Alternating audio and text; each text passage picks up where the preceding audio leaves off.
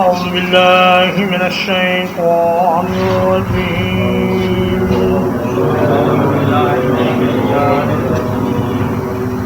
أفبعذابنا يستعجلون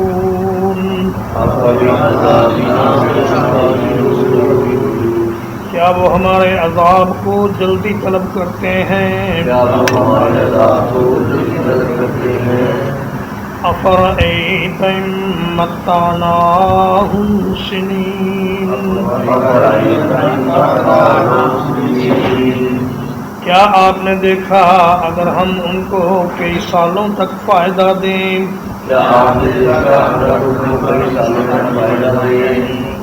ثم جاءهم ما كانوا يوعدون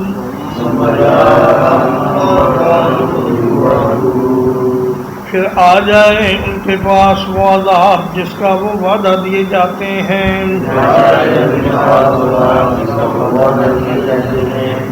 ما اغنی عنہم ما كانوا یمتعون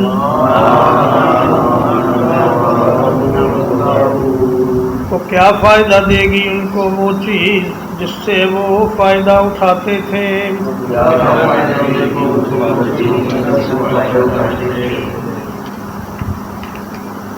فرمایا کہ یہ کافر اور مشرک ہمارے ہی عذاب کو جلدی طلب کر رہے ہیں۔ انہیں پتہ نہیں ہے کہ جب عذاب آ جائے گا تو ان کی حالت کس قدر خراب ہوگی، اور یہ مہلت طلب کریں گے لیکن مہلت نہیں ملے گی۔ فرمایا جب عذاب آ جائے گا تو مہلت مانگیں گے، اور جب عذاب نہیں آ رہا تو عذاب مانگتے ہیں، کہتے ہیں فَأَمْطِرْ عَلَيْنَا حِجَارَةً مِّنَ السَّمَاءِ أَوْ ائْتِنَا بِعَذَابٍ أَلِيمٍ، یا پھر کہتے ہیں کہ فَأَسْقِطْ عَلَيْنَا كِسَفًا مِّنَ السَّمَاءِ کہ آپ ہم پر آسمان کے کچھ ٹکڑے گرا دیجئے۔ تو فرمایا کہ جب ہمارا عذاب آ جائے گا، افرأیت ان متعناہم سنین، سنین جمع قلت کا صیغہ ہے، اس کا مطلب ہے کچھ سال، یعنی انسان کو اگر اس دنیا میں رہنے کے لیے 100 سال بھی دے دیے جائیں تو وہ تھوڑی ہی مدت ہے، اور اگر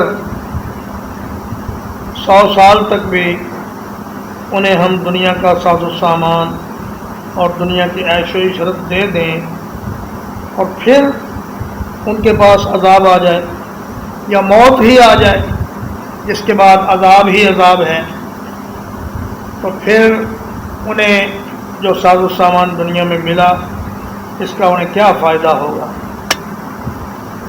حضرت حسن بصری رحمہ اللہ بیت اللہ شریف کا طواف کر رہے تھے، اور میمون بن مہران بھی ان کے ساتھ طواف کر رہے تھے۔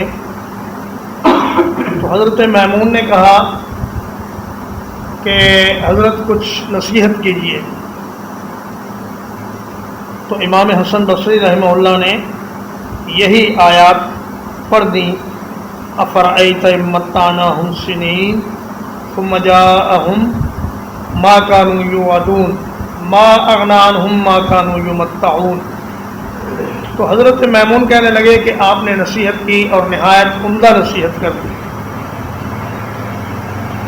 تو بھائی اگر دنیا میں انسان کے پاس عیش و عشرت کا سامان ہے، کھلا رزق ہے، آرام دہ گھر ہے، اور اس میں تمام سہولیات موجود ہیں، لیکن اس کا انجام اچھا نہیں ہے، تو پھر یہ ساز و سامان اس کے کسی کام کا نہیں۔ مسلم شریف کی حدیث ہے، حضرت انس بن مالک رضی اللہ تعالیٰ عنہ روایت کرتے ہیں کہ رسول اللہ صلی اللہ علیہ وسلم نے فرمایا کہ دنیا کے سب سے خوشحال کافر کو اللہ کے دربار میں پیش کیا جائے گا، اور اللہ پاک فرمائے گا اس کو جہنم میں ایک غوطہ دے کر میرے پاس واپس لے آؤ۔ جب آئے گا تو اللہ پوچھے گا بتا تو نے کبھی دنیا میں کوئی عیش و آرام یا کوئی راحت دیکھی؟ وہ کہے گا یا اللہ تیری عزت و جلال کی قسم، میں تو جب سے پیدا ہوا ہوں میں نے کبھی عیش و آرام یا راحت دیکھا ہی نہیں۔ اور اسی طرح ایک غریب ترین مومن کو اللہ کے دربار میں پیش کیا جائے گا، اللہ فرمائے گا اس کو جنت کا ایک چکر لگوا کے واپس لاؤ۔ جب وہ آئے گا تو اللہ فرمائے گا کیا تو نے زندگی میں کبھی کوئی دکھ دیکھا؟ وہ کہے گا یا اللہ تیرے جلال کی اور تیری عزت کی قسم، میں جب سے پیدا ہوا ہوں میں نے کبھی کوئی دکھ دیکھا ہی نہیں۔ تو یہ جو اس دنیا کی تھوڑی سی راحت ہے اور تھوڑی سی عیش ہے، اس کا تب ہی فائدہ ہے اگر انسان کا انجام اچھا ہو جائے۔ اگر مرنے کے بعد عذاب شروع ہو جائے تو پھر یہ سارے کا سارا مال بیکار ہے۔ وما اہلکنا من قریۃ، اور ہم نے کوئی بستی ہلاک نہیں کی، الا لہا منذرون، مگر اس کے لیے کئی ڈرانے والے تھے۔ ذکرا، نصیحت کے طور پر، وما کننا ظالمین، اور ہم ظالم نہیں تھے۔ فرمایا اگر ہم انبیاء بھیجنے سے پہلے کسی قوم کو تباہ و برباد کر دیتے اور مجرمین کو غفلت میں پکڑ لیتے تو کوئی کہہ سکتا تھا کہ بھئی یہ ان کے ساتھ انصاف نہیں ہوا، لیکن ہم نے عدل و انصاف کے سارے تقاضے پورے کیے اور ایک ایک بستی میں کئی نبی بھیجے، یکے بعد دیگرے بھیجے، اور وہ انہوں نے ان کو اللہ کے عذابوں سے ڈرایا، لیکن جب وہ راہ راست پر نہیں آئے تو پھر ہم نے انہیں تباہ و برباد کر دیا، اور ہم ظلم کرنے والے نہیں ہیں۔ وما تنزلت بہ الشیاطین، اور اس قرآن کو لے کر شیطان نازل نہیں ہوئے۔ وما ينبغي لهم، اور نہ یہ ان کے لائق ہے۔ وما يستطيعون، اور نہ وہ ایسا کر سکتے ہیں۔ انہم عن السمع لمعزولون، بلا شبہ وہ تو سننے سے الگ کر دیے گئے ہیں۔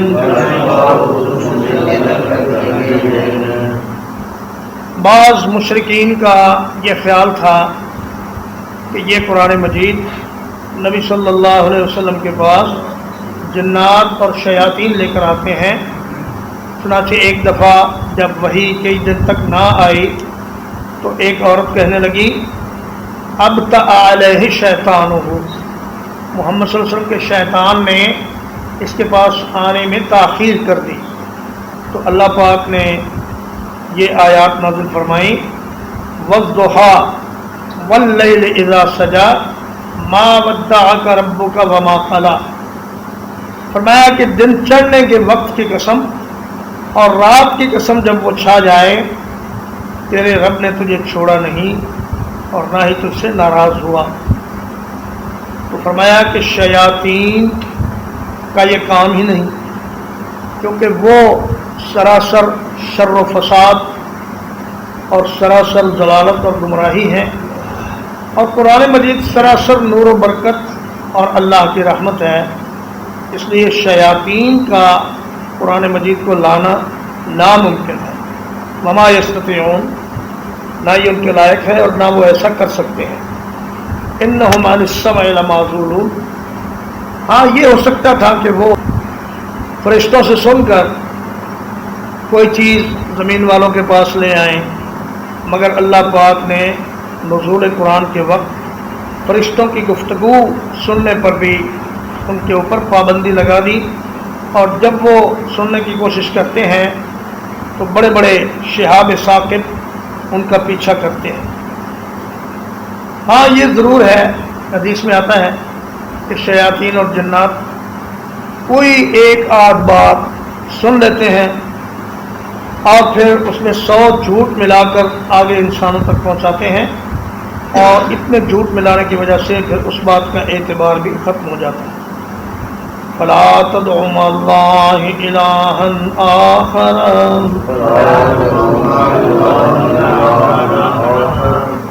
تو آپ اللہ کے ساتھ کسی اور معبود کو نہ پکاریں، فَتَكُونَ مِنَ الْمُعَذَّبِينَ، ورنہ آپ عذاب دیے جانے والوں میں ہو جائیں گے۔ وَأَنذِرْ عَشِيرَتَكَ الْأَقْرَبِينَ، اور اپنے قریب ترین رشتہ داروں کو ڈرائیے۔ وَاخْفِضْ جَنَاحَكَ لِمَنِ اتَّبَعَكَ مِنَ الْمُؤْمِنِينَ، اور اپنا پہلو جھکا کر رکھیے ان ایمان والوں کے لیے جو آپ کے پیچھے چلیں۔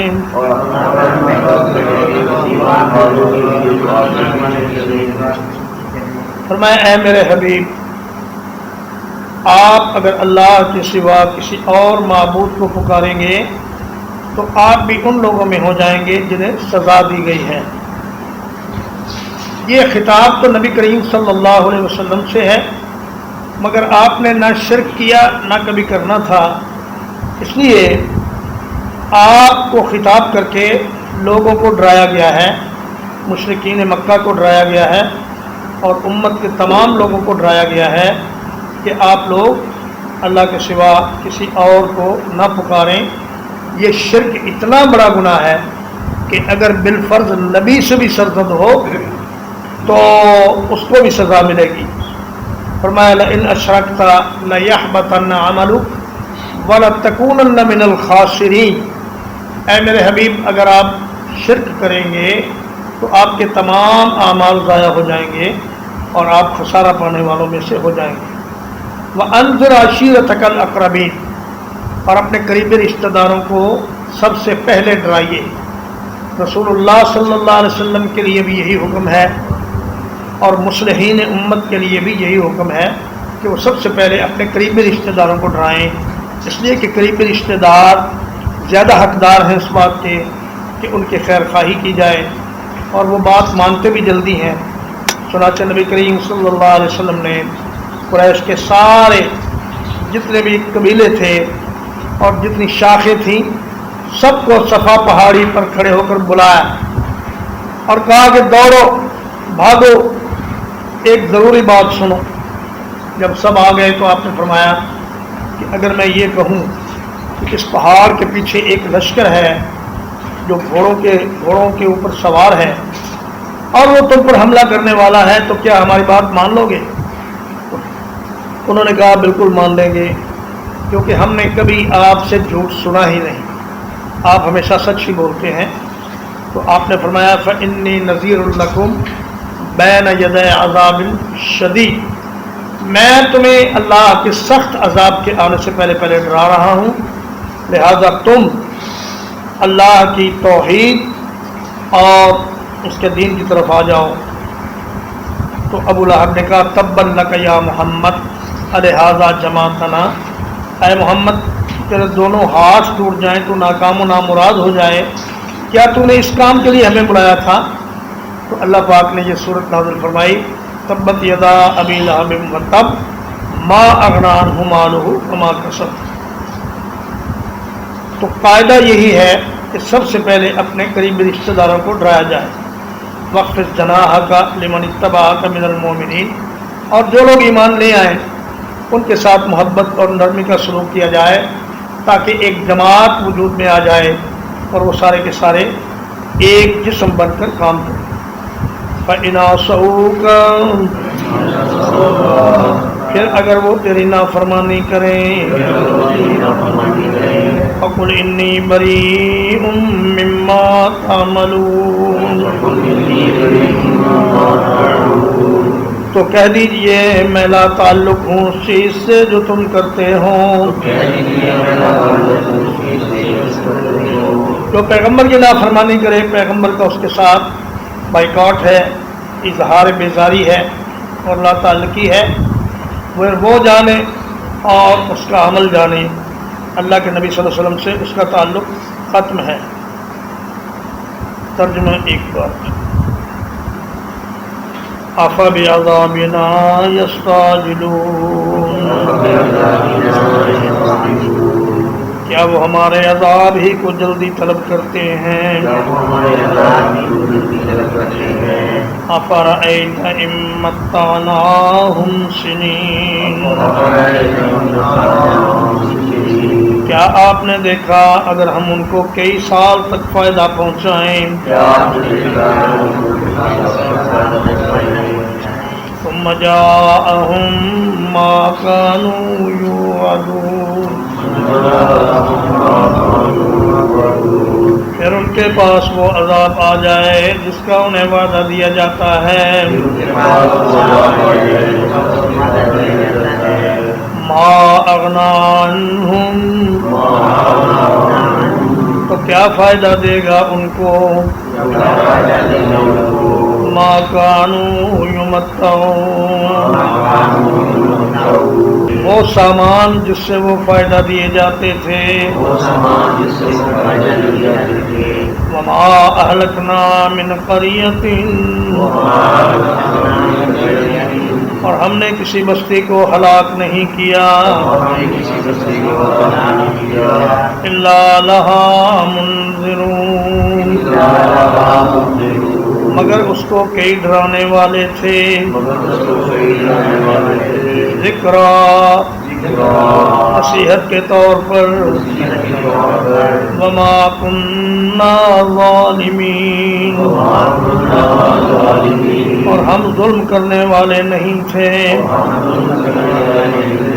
وما تنزلت به الشیاطین اور اس قرآن کو لے کر شیاطین نازل نہیں ہوئے. وما ينبغي لهم یہ نہ ان کے لائق ہے. وما يستطيعون اور نہ وہ ایسا کر سکتے ہیں. انہم عن السمع لمعزولون یقیناً وہ سننے سے روک دیے گئے ہیں. فلا تدعوا مع اللہ الہا آخر تو آپ اللہ کے ساتھ کسی اور معبود کو نہ پکاریں. فتکون من المعذبین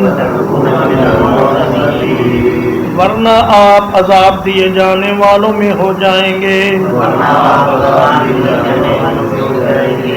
وَأَنذِرْ عَشِيرَتَكَ الْأَقْرَبِينَ اور اپنے قریبی رشتہ داروں کو ڈرائیے. وَاخْفِضْ جَنَاحَكَ اور اپنا پہلو جھکا کر رکھیے. لمن اتبعك من المؤمنین جو آپ کے پیچھے چلیں ایمان والوں سے.